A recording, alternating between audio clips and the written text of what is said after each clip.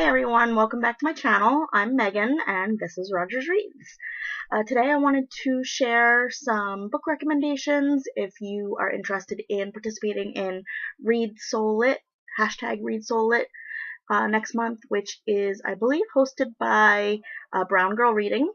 Or if you just want to read one book for Black History Month, I thought I'd give you some recommendations. On my last video, I quickly mentioned Between the World and Me by Ta-Nehisi Coates. I've been trying to think of what can I say about this book. Last time I sort of just shared a quote, and I don't know how to explain this. It's a memoir. And it's written in the form of a letter to the author's son, who I believe was about 16 or 17 when he wrote this.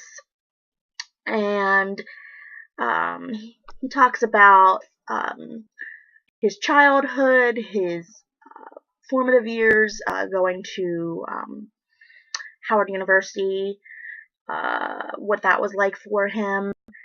He talks about an experience he had as a young man with a friend of his being killed by a police officer. He talks about how he met his son's mother. He talks about the Black community and Black families and why they are, this sounds weird, but psychologically and sociologically, why they raise their children the way they do. It talks about the I don't know if stereotype is the right word, I guess not, but he talks about how Black parents are known, or just how they do. They physically they use physical punishment, and that's out of fear, because they figure if they don't beat their children, the police are going to do worse. It's just really interesting and heartbreaking, and I read it really slowly, because I wanted to make sure I was getting the most out of it. But it's really short. It's 150 pages. It can definitely be read in a month, even if you're a slow reader. So I highly suggest this. I gave it 5 stars. Okay, and now I'm going to go to several books that I read last year. This is another really short, quick book. It's a play, A Raisin in the Sun by Lorraine Hansberry. I was not incredibly familiar with this work before I read it. I mean, I had heard of it, obviously, and I knew that it was a movie with Sidney Poitier, but I had never watched it. I really, really enjoyed this. First of all, again, it's really easy to read.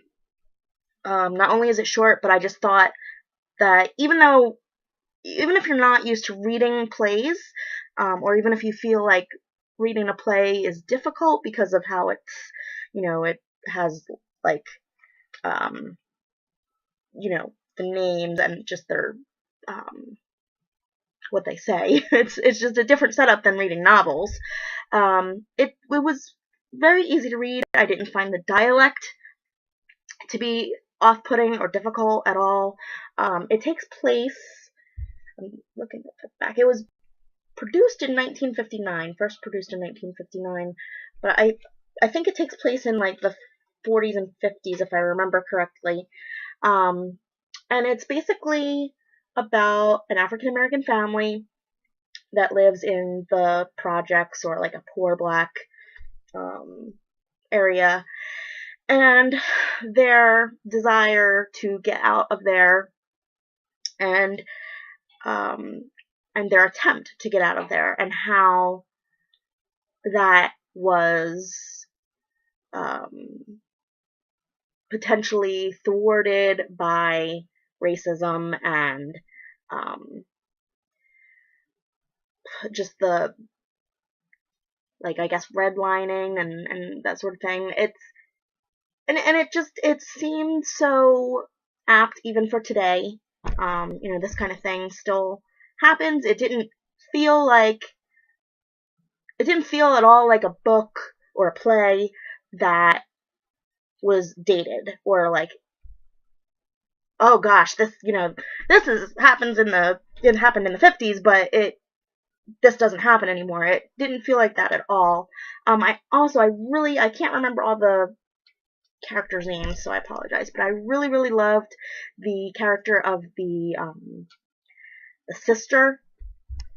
She was, I would say, wouldn't say ahead of her time, but she was a very strong woman for the time period. She was very outspoken.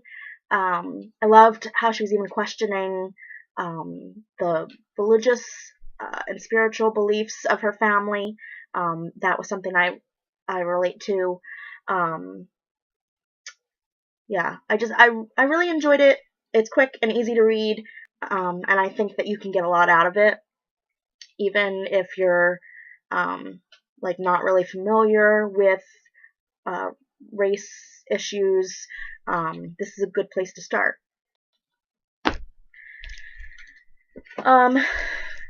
Next, I have a couple books by Zora Neale Hurston. I read Their Eyes Were Watching God last year, and I read a book of her short stories called Spunk. I believe this was posthumously put together, and Alice Walker might have had something to do with getting it published. I don't know. I could be completely wrong, so whatever. Let me see. Is it? No. Okay. So anyway, Their Eyes Were Watching God is pretty well known. It is about a woman, an African American woman in the South, and her experiences with poverty, how she was treated as a woman within the Black community.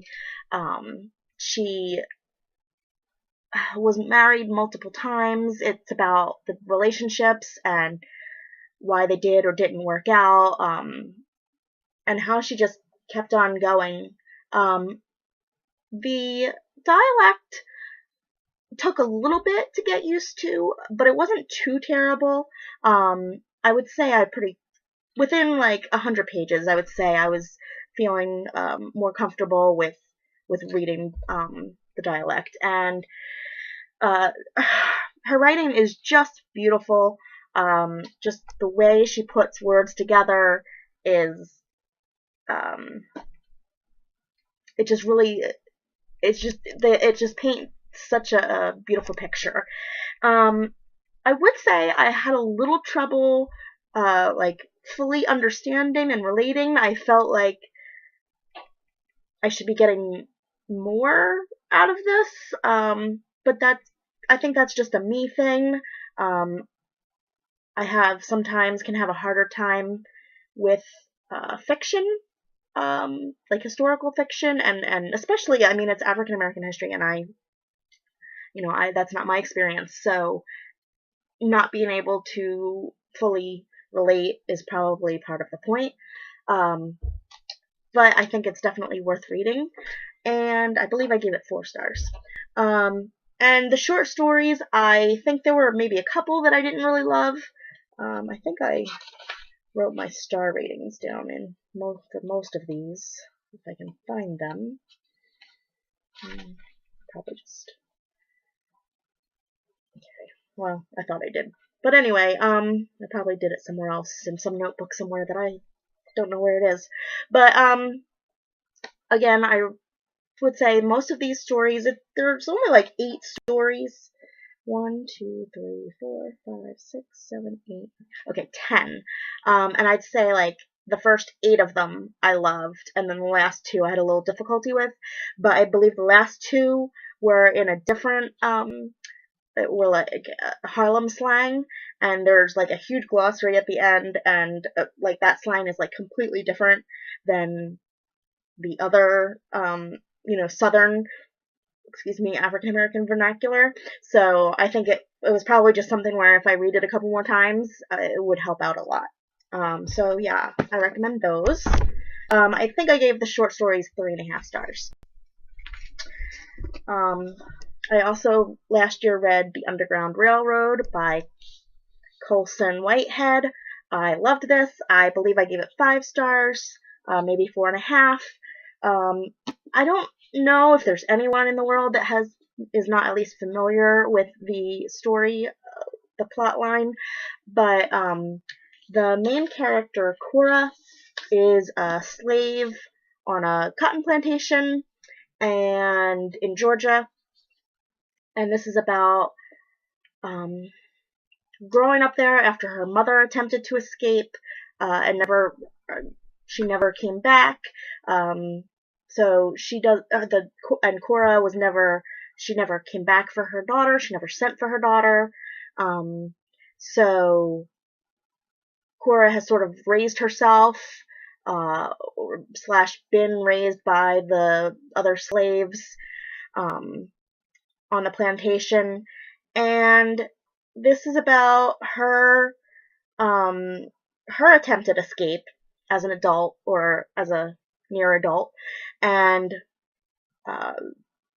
again, I don't remember all the names, but the man that offered to take her with him when he escaped, and what happened. And it, as I'm sure most of you know, it uses it creates the Underground Railroad as an actual physical underground railroad. And I thought that was really interesting, and I've heard people complain that the Underground Railroad, the physical Underground Railroad, wasn't enough part of the story, like you don't hear enough about it. And I do understand that, like, the majority of the story does not take place on the Underground Railroad, but I thought it was really an interesting use. The way that the author used that, I don't want to give anything away or mess up anyone else's experience with reading this if you haven't read it yet. But I thought it was a really interesting metaphor, or I don't know if that's the right word, but it really, for me, it showed how Black Americans and slaves built this country physically, and they also made the Underground Railroad. Like, it wasn't white saviors who built the Underground Railroad up. There were definitely white people that helped and were a part of it, especially in the North, but it was still, we shouldn't take that away from them. That's what I got out of it. Anyway, I really loved it. I definitely highly recommend it. I think everyone should give it a try. Next, I'm going to talk about When They Call You a Terrorist, a Black Lives Matter memoir by Patrisse Khan-Cullors and Asha bandele. This is an ARC that I received from St. Martin's Press, and I read it in October. It just came out this month, like last Tuesday, I believe. So Patrisse Khan-Cullors is one of the co-founders of the Black Lives Matter movement, and this is her story, not only about how Black Lives Matter came to be, like in the immediate time before we started hearing about it, but it goes back to her childhood, and it explains what she experienced as a Black girl in the LA area. It talks about the police brutality. It talks about the pipeline to the school to prison pipeline, and how Black children from a very young age are targeted by the police. It talks about her spiritual journey. It talks about her journey to finding her gender and sexuality identity. It's very informative, very well-rounded. I think everyone needs to read this in this country, at least, or if you have any interest in the subject of what's going on in America. Yeah, I can't say enough about it. It's amazing. I'll definitely be buying my own permanent copy, so I can read it again and refer back to it. Yeah, everyone needs to read this. Everyone. And finally, I would like to suggest Kindred by Octavia Butler, if you have not already read it. I read it for the first time in December. I believe I finished it in 2017, but like right at the end of the year. If you're not familiar with the book, it is science fiction, but I don't think you have to be a science fiction fan to enjoy this. If you're the type of person who really needs an explanation of how they like explain the time travel, this ain't gonna work for you, but I really still suggest you give it a try anyway. So it takes place in two time periods. It takes place in, I think it's 1976. It's the 1970s, and I'm trying to remember all the characters' names. Dana is the main character. She lives in the 1970s. She is married to a white man. She suddenly one day goes back in time, and she lands in the 1800s, I think the 1830s, and she discovers over time that she is being called into the past by this young boy, and every time basically that his life is in danger, she ends up being shuttled back to the slave times. And I won't give anything away, but I loved it. I sometimes have trouble with books that hop around in time, but I thought this was really well done. I didn't have any trouble being like confused about what time frame we were in or what was going on. So I wanted to mention also, so it goes back and it talks about like Dana and how her and her husband met and got together, and so it's just really interesting, and the way that slavery and the Black community is described, the slave community, it really explained different things to me in a way that I've never really I felt like I got a stronger understanding of different of their experience, of the Black community experience, and the relationship that they have with each other. Kind of sometimes like that love-hate, whereas like even if there's another member of the Black community or a member of the family that they don't care for, they don't get along with, there's still this bond that we as white people just can't.